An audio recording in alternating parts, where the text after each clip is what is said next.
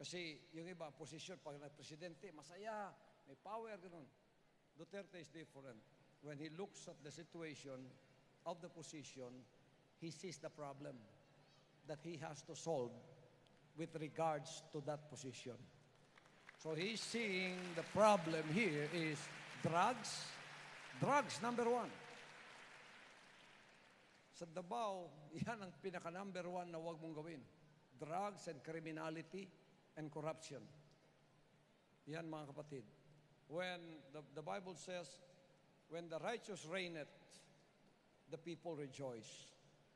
Kaya alam ko, masaya ang puso ninyo na narito siya at kinoconsider siya na maging isa sa mamaya itatanghal na isa sa mga kandidato maging presidente para makapili naman ang Pilipinas ng karapat-dapat.